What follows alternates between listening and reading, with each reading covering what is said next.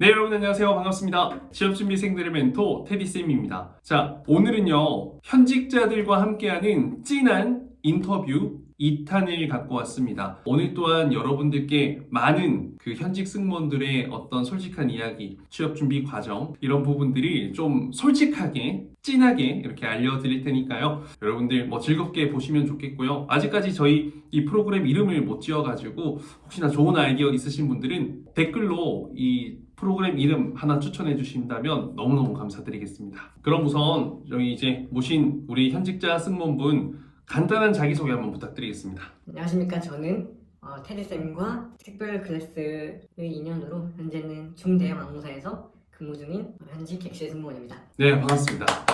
일단 승무원 된 부분에 있어서 굉장히 또 만족스러워하는 분 중에 한 분이에요. 사실 최근에 근무하고 있는 많은 친구들 중에서 빠르게 퇴사라는 분들도 여러 나오고 있는데 이제 이 현직 승무원 분께서는 굉장히 비행에 만족스러워 하시는 분이시기 때문에 조금 더 긍정적인 이야기를 많이 해줄 수 있을 것 같아요. 그래서 이제 여러분들께 이 분과의 이런 여러 인터뷰 내용들을 통해서 좀 긍정적인 기운들, 희망, 용기들 한번 팍팍 전해보도록 하겠습니다. 제가 알기로는 이제 이 분 또한 굉장히 어린 나이에 순탄하게 합격했다 하기보다는 조금 어느 정도의 과정, 그리고 어떤 고민의 시간, 또 어떤 시행착오도 있었던 걸로 알고 있는데 그래서 더 여러분들에게 와닿는 이야기가 되지 않을까 싶습니다. 우선 지금 비행 근무하면서 좀 힘든 게 있다면 어떤 게 좀 있을까요? 비행하면서 힘든 거는 아무래도 계속 밤낮이 바뀌고 스케줄이 불규칙적이기 때문에 그렇게 몸 패턴이 계속 바뀐다는 게 좀 많이 힘든 것 같습니다. 그럼 어디 노선 갔을 때 어떤 부분에서 가장 그 힘들다는 게 확 와닿나요? 아무래도 미주 같은 경우에는 시차가 10시간이 넘는 경우도 많기 때문에 그럴 때는 한 번 갔다 오게 되면 완전 몸이 밤낮이 바뀌는 걸 느끼기 그쵸. 때문에 체력이 완전히 중요하다는 걸 느끼고 있습니다. 그렇죠. 시차가 이제 어떤 게 문제냐면 시차는 멍해요. 그냥 좀 멍하니 사고가 좀 안 되는 느낌이 굉장히 피곤하거든요. 그런 피로감이 굉장히 좀 객실 승무원의 고충이지 않을까 싶습니다. 자, 그리고 이제 비행하면서 진짜 좋다고 생각하는 거, 이거 너무 좋다라는 거 어떤 게 있어요? 아무래도 비행 근무를 하면 비행 근무 외에는 완전히 저만의 자유 시간이기 때문에 그런 부분에 있어서 마음 편히 여행도 다니고 맛있는 것도 많이 먹고 할 때 정말 잘됐다 그런 생각을 하고 있습니다. 그럼 최근에 어디에서 어떤 거 먹었을 때 그렇게 좋았습니까? 최근에 유럽에 갔는데 네. 지중해 바다를 보면서 러닝을 뛰었는데 정말 행복했습니다. 지중해 바다는 뭔가 다른가요? 사람들이 한국과 다르게 조금 자유롭게 해변에서 해수욕도 즐기고 있고 그런 거 보니까 저도 힐링되는 기분이 들고 그랬습니다. 제가 알기로는 이제 유럽 사람들 뛸 때 우통 까고 뛰거든요. 남자분들? 혹시 네, 노코멘트 하겠습니다. 그 다음에 이제 승무원을 하면서 이거 생각보다 좀 너무 예상 받기 힘든데 어려운데 내가 잘못 직업을 선택했나라고 생각했던 계기가 혹시 있을까요? 그런 포인트들? 아직까지 그런 부분은 없었지만 해외를 나가고 비행 근무를 하면서 사람들과 이렇게 어울려서 즐겁게 근무를 하다가 한국에 돌아왔을 때 내가 조금 혼자 있는 기분? 좀 우울한 기분이 들어서 그런 적이 있었습니다. 저도 충분히 느낄 수 있는 게 이 공감되는 게 장거리 비행을 갔다 오면 길게는 막 3박 4일, 4박 5일까지 갔다 왔는데 보통은 이제 그게 시간이 되게 중요해요. 정말 시애틀 같은 비행은 한국에 오면 밤 10시야. 긴 시간 동안 나갔다 들어왔는데 집에 오면 밤 10시인데 너무 공허해. 평일이야. 그때 공허함이 막 느껴지고 저도 생각나는 게 그 당시 이제 생선찌개 요리를 해놓고 갔는데요. 여름이었는데 비행 갔다 왔는데 밤에 10시에 도착해서 근데 그 썩은 내가 저는 시체 썩은 내가 나길래 이게 뭐지? 하는데 제가 그 냉장고에 안 넣어놓고 갔더라고요. 그래서 막 정말 날파리 꼬여있고 그 모습을 봤을 때 제가 참 이 비행이 참 힘들고 외롭다라는 게 느꼈던 순간이 떠오르네요. 그러면 이제 손님들을 되게 이제 많이 만나보셨을 텐데 어떤 손님들이 좀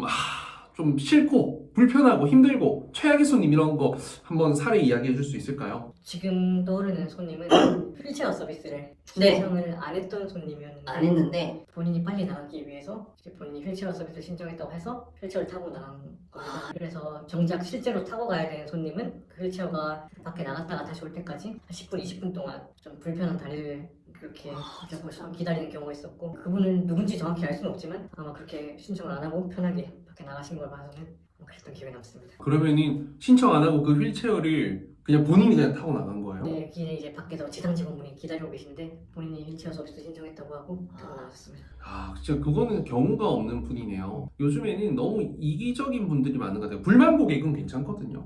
불만이야 받아들이고 개선하면 되는데 이게 진상 고객 정말 좀 도덕적이지 않은 분들은 참 비행하면서도 참 힘들게 만드는 것 같아요. 그러면 그래서 반대로 되게 고마운 고객의 기억도 있을 것 같은데 어때요? 되게 고마운 손님은 저에게 제 초상화라고 해야 되나요? 어린 손님이 어. 장거리 비행이셨는데 어. 제 유니폼 입은 모습을 이렇게 그림을 그려주셔가지고 아 진짜? 지금도 제 대문 앞에 붙여져 있습니다. 어떻게 하다 이렇게 그려주게 된 거예요? 그냥 저는 그냥 아무렇지 않게 서비스했는데 그 고마웠다고 느꼈는지 저한테 그림 그려서 저 남자친구랑 갖다 주라고. 앞에 세워놓은 것도 아니고 그냥 혼자서 이렇게 그려서 네 맞아요. 그러면 이제 제가 알기로는 이제 이분이 바로 승무원이 된 건 아니고 원래는 다른 직장 생활을 하셨어요. 특수 직군이라서 이걸 말하기가 조금은 어려운 부분이 있어서 말을 하진 못하겠는데 어쨌든 그쪽 업계도 참 전문직이고 또 쉽지 않은 일이고 되기도 쉽지 않은데 뭐 그 취업 과정은 일단 별개로 두고요. 이미 그쪽에서는 좋은 회사를 한번 다니셨던 걸로 저는 기억하거든요. 이 승무원 준비에서 이제 가장 힘들었던 거, 기억이 남는 거 어떤 게 있어요?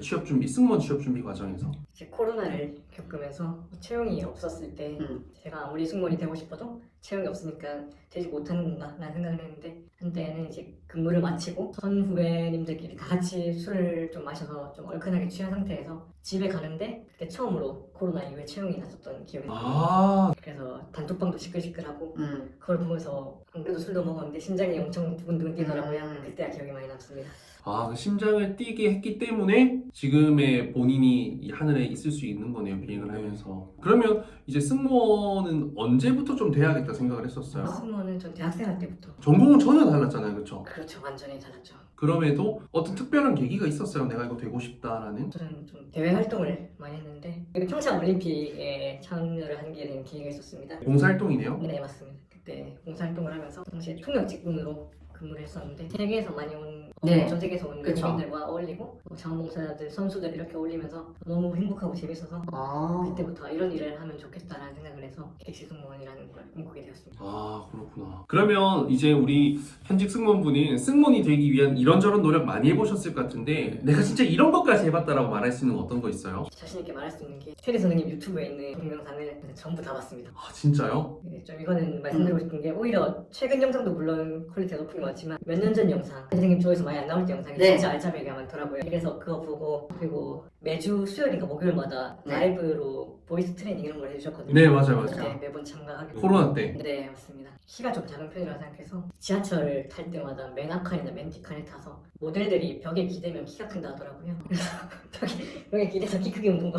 아 진짜요? 네, 키가 어느 정도 돼요? 키가 한 70 중후반. 70 중후반? 그럼 뭐 작은 키는 아니네요. 저도 뭐 70 중반이거든요. 저 같은 경우에도 3사 합격했는데 뭐 키가 중요한 게 아니다. 키 중요한 거 아니다. 면접이 중요하고 여러분들의 가치와 스펙, 그 노력이 진정성이 중요하다는 것을 꼭 말씀드리고 싶습니다. 다시 태어나도 승무원 할 거예요? 네, 할 겁니다. 어떤 부분에서 가장 이 직업이 잘 맞는 것 같아요, 본인이랑? 어떤 사람이 잘 맞을까요? 퇴사하는 사람도 많거든요, 요즘에. 한 곳에 머무르는 거를 선호하기보다는 이곳저곳 돌아다니는 거 좋아하고 사람 만나는 거 좋아하고 이런 분들한테 최고의 직업이 아닐까 생각합니다. 자, 한번 물어보겠습니다. 합격한 이유 뭐라고 생각합니까? 다른 합격생들과 비교했을 때 네. 뒤처지지 않는 스펙을 일단은 가지고 맞아. 생각하고 영어 성적도 이런 것도 좋은 걸로 기억하거든요.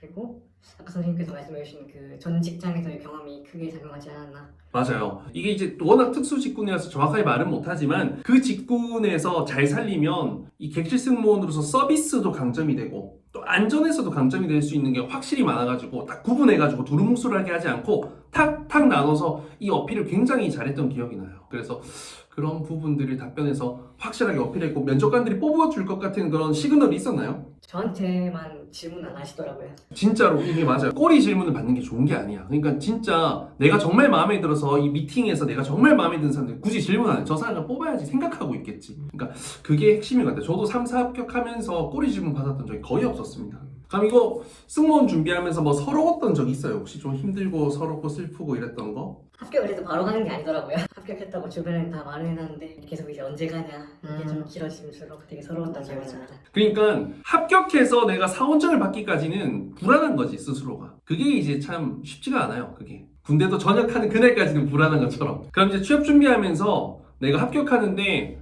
가장 도움이 됐던 건 어떤 게 있는 것 같아요? 아무래도 이거는 양질의 정보를 제대로 제공해 주시는 분들이 몇 없으신데 옆에 계신 테드 선생님이 정말 그런 정보를 최신 정보 그리고 알짜배기 정보를 다 공유 잘 해주시거든요.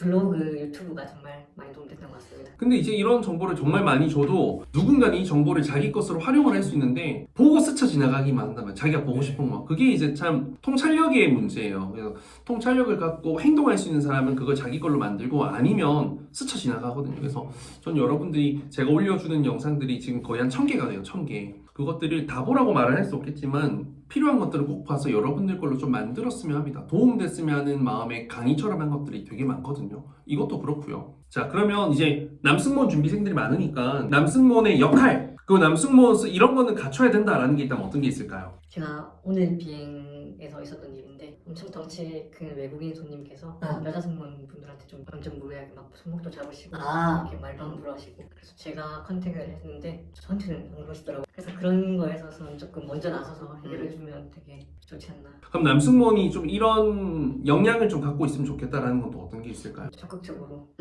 나서고 남들보다 한 번 더 움직이고 이제 몸을 쓰거나 이런 거는 아무래도 여성 승무원보다는 남성 승무원이 더 잘 할 수 있기 때문에 그런 거에 있어서는 많이 도움이 될 것 같습니다. 그러니까 불의를 보면 참지 못하는 그런 사람이 굉장히 좋다라는 거죠. 자, 그러면 이제 마지막으로 이 승무원 준비생들이 이 영상들 많이 보게 될 텐데 어떤 부분들을 이야기해주고 싶어요? 항공사 남자 승무원이 되기 위해 필요한 스펙이랑 일반 회사에 들어가기 위한 스펙이랑 크게 다르지 않다고 생각해서 그렇죠. 꼭 그 포커싱을 승무원뿐만 아니라 기업을 전체로 하다 보면 승무원 준비가 자동적으로 되지 않나 그렇게 생각합니다. 이제 이분이 이전에 입사했던 것도 뭐 대기업이라고 하면 대기업인 곳이거든요. 거기에 들어가는 것도 만만치가 않아요. 같이 동종업계 사람들이 많기 때문에 그것도 이제 바로 좋은 데에 입사할 수 있었던 이유도 평균 이상의 어떤 스펙과 준비 그리고 이 해당 항공사의 경쟁력이 높은 곳이었거든요. 동일하지 않습니까? 저도 똑같아요. 저도 3, 4합격, 전 승무원 준비생이 아니었잖아요. 그냥 저는 승무원 해볼까 하고 했는데 그냥 합격을 한 케이스예요. 근데 재수없겠지만 저는 이전에 금융권, 증권사, 대기업 너무 열심히 근무를 하고 싶어서 면접 준비 정말 열심히 했었고 그 전에 호주에서 직장 경력했던 거 스펙 쌓아놨던 거 강사로 근무하면서 이런 것들이 다 결국에는 꼭지점이 되어가지고 하나로 딱 모여서 그냥 합격이라는 글자로 모이더라고요. 그래서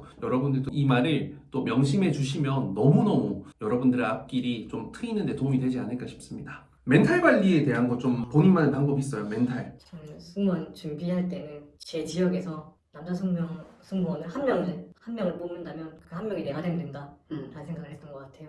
요즘은 일하면서는 힘들 때마다 운동하면서 스트레스 풀고 멘탈 관리하는 것 같습니다. 아, 근데 진짜 운동으로 많이 푸네요. 첫 번째 승무원분도 운동으로 스트레스 많이 푼다 했거든요. 그게 확실히 도움이 많이 되는 것 같습니다. 정말 마지막으로 해주고 싶은 이야기 있나요? 진짜 저도 많이 되고 싶었던 직업이고 실제로 만족을 하고 일하고 있어서 여러분들도 열심히 준비해서 이 행복한 직업 꼭 경험해 보셨으면 좋겠습니다. 그래요. 정말 좋은 말이에요. 평생 직업으로는 여러분이 선택하는 건데 저도 한 번쯤은 경험해 보기를 바라고 응원하는 좋은 직업입니다. 그러면 여러분들 열심히 해서 우리 또한 이런 인터뷰에서 참여할 수 있도록 좋은 결과 만들기 위해서 열심히 해주시길 바라고요. 그러면 우리는 하늘에서 비행기에서 만나도록 하겠습니다. 감사합니다.